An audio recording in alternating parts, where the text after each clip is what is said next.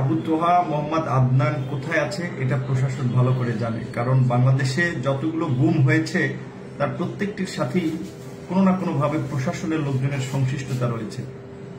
আমাদের আসলে দেখা যাচ্ছে যে ধরেন আইনের ভাষায় সুশীলভাবে বিভিন্ন মানুষজন বলে থাকে যে তিনি 2 দিন ধরে নিখোঁজ, এটা খুঁজে বের করা রাষ্ট্রের দায়িত্ব, নাগরিকদের নিরাপত্তা নিশ্চিত করা রাষ্ট্রের দায়িত্ব, প্রশাসনের দায়িত্ব। আসলে এই সুশীল বক্তব্যের মধ্যে দিয়ে আসলে সরকারের কাছে কিংবা রাষ্ট্রের কাছে অনুনয় বিনয় করে লাভ নাই, কারণ এই সরকারের গত আপনার এই 12 বছরে যতগুলো গুম খুন হয়েছে ম্যাক্সিমাম গুলোর সাথে সরকারি বাহিনী তাদের সংশ্লিষ্টতা রয়েছে। সেটা আমরা নারায়ণগঞ্জের 7 মার্ডার থেকে শুরু করে অনেক ঘটনাগুলোর সাথে আমরা দেখেছি। এবং সর্বশেষ যে আমরা একটা ঘটনা দেখলাম যেটি খুব চাঞ্চল্যকর ঘটনা ছিল, ফটো সাংবাদিক কাজলের নিখোঁজ হওয়া। তিনি একজন ফটো সাংবাদিক ছিলেন, দীর্ঘদিনের প্রতিবাদ করতে করতে তারপরে দেখা গেল তার খোঁজ মিলল সীমান্ত এলাকায়। তো এখানে সরকারের কিন্তু খতিয়ে দেখা উচিত ছিল, আইন শৃঙ্খলা বাহিনীর খতিয়ে দেখা উচিত ছিল যে আপনার কাজল কিভাবে সীমান্ত এলাকায় গেল, কারা তাকে সীমান্তে ফেলে দিয়ে আসলো। আমরা যে অভিযোগ করে আসছি যে আপনার এদেশের গুম খুনের সাথে এমনকি পার্শ্ববর্তী রাষ্ট্রেরও সংশ্লিষ্টতার অভিযোগটি, সেটি সরকার খতিয়ে দেখবে যে আসলে কিভাবে তিনি সীমান্তে গেলেন।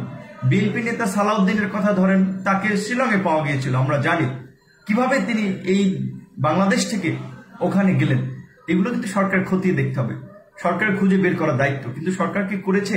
আমি আপনি যতই স্ট্যাটাস দেই, কলম লেখি, এগুলো সরকার কিছু মনে করছে না। সরকার তাদের একদলীয় শাসন ব্যবস্থাকে পাকাপোক্ত করার জন্য বিরোধী এবং ভিন্ন মতের মানুষের উপরে নির্যাতন, নিপীড়ন, দমন পীড়ন চালানোর পাশাপাশি বিভিন্ন মানুষকে নাই করে দিচ্ছে। বিএনপির আপনার প্রভাবশালী নেতা ইলিয়াস আলীর খবর আমরা সবাই জানি। কি হয়েছে? ঢাকা থেকে, এই রাজধানী থেকে তিনিও ড্রাইভার সহ গাড়ি সহ নিখোঁজ হয়েছিলেন। আজ পর্যন্ত তার কোনো খবর মিলেনি। সরকার যদি এর সাথে সংশ্লিষ্ট না থাকতো তাহলে কিন্তু সরকার আইন শৃঙ্খলা বাহিনী খুঁজে বের করতো যে কারা এর সাথে সংশ্লিষ্ট। তারপরে আপনি দেখেন কিছুদিন আগে লেখক মোস্তাকের মৃত্যুকে কেন্দ্র করে আমরা যেভাবে প্রতিবাদ করেছি, আন্তর্জাতিক মহল থেকে একটা বিবৃতি দিয়েছে। তার পরপরই একজন মাওলানা হেফাজতের নেতা ইকবাল আপনার কারাগারে মারা গেল। তিনি মারা গিয়েছেন নাকি তাকে মারা হয়েছে সেই বিষয়ে ওইভাবে কোনো তদন্ত কিংবা এইসব বিষয়গুলো আসলে আমাদের কোর্টের দৃষ্টিতে ওইভাবে আসে না। রাজনৈতিকভাবে এগুলো নিয়ে খুব উচ্চবাচ্য হয় না। হয়তো মরার পরে 2-1 দিন প্রতিবাদ করে, কথাবার্তা বলে। তো আমাদের প্রতিবাদটা যদি এই কথাবার্তা বলা কিংবা ওই 2-1টা স্ট্যাটাস কিংবা প্রতিবাদের মধ্যে সীমাবদ্ধ থাকে, তাহলে আসলে এই ধরনের গুম কিংবা জেলখানায় হত্যা, মানুষকে তুলে নেওয়া, এগুলো বন্ধ হবে না। আপনারা দেখেন এই গত 12 বছরে এই সরকার আমলে 3000 মানুষ বিচার বহির্ভূত হত্যাকাণ্ডের শিকার হয়েছে, 600 মানুষ গুমের শিকার হয়েছে। আমরা কেন সবাই মিলে সমস্বরে বলছি না এই 3000 মানুষকে কিভাবে বিচার বহির্ভূত হত্যা করেছে, কেন হত্যা করা হয়েছে, তার আমরা বিচার চাই। এই 601 মানুষ কোথায় তারা, এর দায়িত্ব সরকারের খুঁজে বের করাটা। কিন্তু আমরা এগুলো বলতে পারছি না। এবং অনেক ক্ষেত্রে আমাদের প্রতিবাদগুলো আসলে সিলেক্টিভ হয়ে যাচ্ছে। ধরেন কেউ সোকল সুশীল হলে, লিবারেল হলে, সাধারণ মানুষ হলে আমরা প্রতিবাদ করি, সরব প্রতিক্রিয়া দেখাই।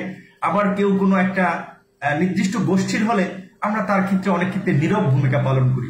যেমন এই মোদী বিরোধী আন্দোলনে আপনার যেভাবে হেফাজতের নেতা কর্মীদের উপরে দমন পীড়ন চালানো হয়েছে, স্বাধীনতার সুবর্ণ জয়ন্তীতে 17 জন মানুষকে আপনার হত্যা করলো। কেউ বলছেন 17, কেউ বলছেন 19, যেটাই হোক না কেন, এই যে 17 জন মানুষ, তারা হেফাজত হোক, বাম হোক, ডান হোক, তারা তো মানুষ। তাদেরকে যে হত্যা করা হয়েছে, এদেশের সুশীল সমাজ সেই বিষয়ে কোনো সরব প্রতিক্রিয়া দিয়েছে?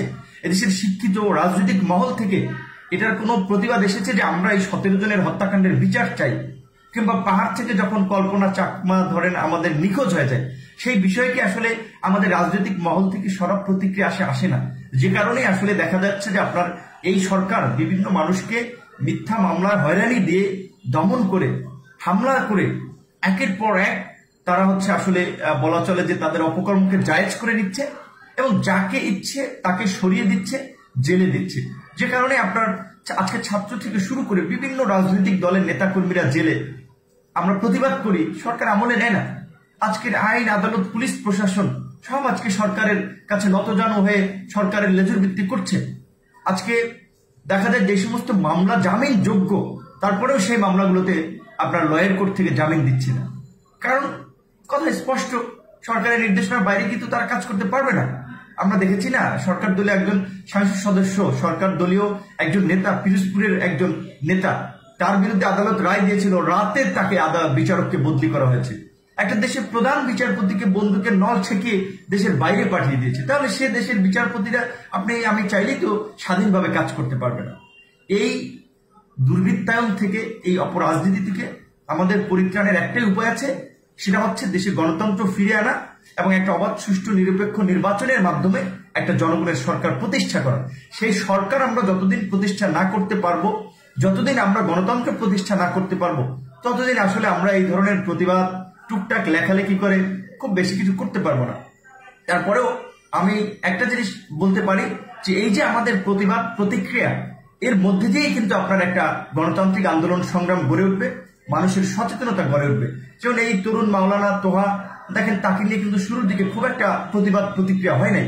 আমি দেখেছি বিশেষ করে ফেসবুকে একদল তরুণ ছাত্র যুবক তারাই এই বিষয়টি নিয়ে লেখালেখি করেছে।